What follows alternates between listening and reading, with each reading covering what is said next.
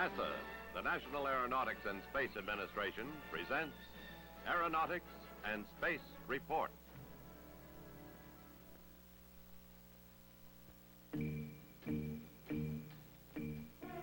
They're called Tektites, glass objects that have entered the Earth's atmosphere from space.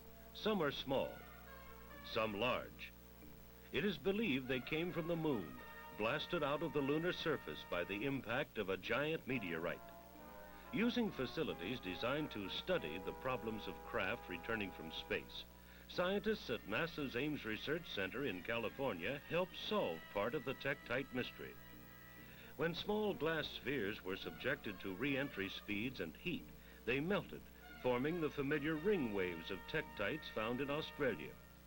It was these tests that determined their incoming speed from the moon. Dr. Dean Chapman of Ames has been most closely associated with all these studies. He is shown here working with computers programmed to analyze the tektite landing patterns.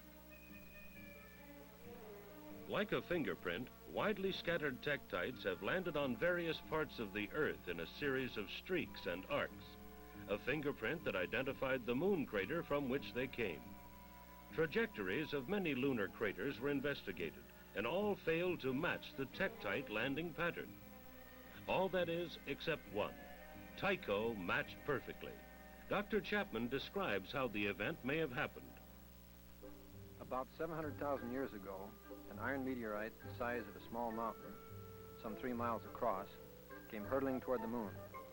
When it struck, a crater now known as Tycho was formed, a crater 54 miles wide. Intense shock waves melted the lunar crust and splashed liquid droplets out into space. As the moon droplets cooled, they were transformed into billions of glass tektites.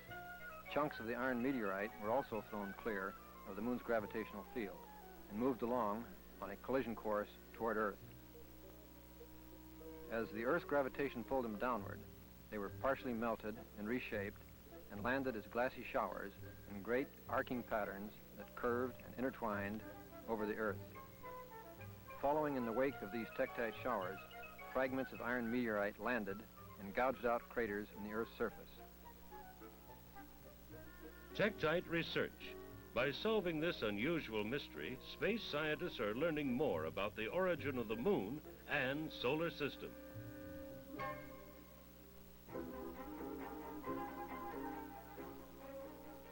This is NASA test pilot Bill Dana. It was he who flew the rocket-powered X-15 for the last time. The X-15 is now being prepared to move alongside the Wright brothers plane and the Spirit of St. Louis in the Smithsonian Institution, Washington, D.C.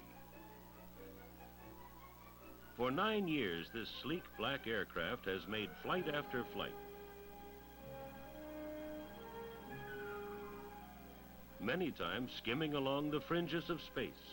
Tests that prove that man could fly at hypersonic speeds and adjust to control systems used routinely on today's manned spacecraft.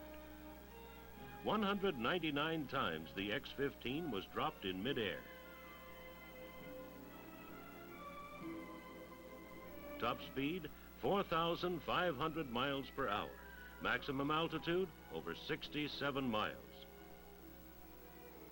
The aeronautics and space data returned by the X-15 went far beyond original design limits, earning it a place in history with other pioneering aircraft.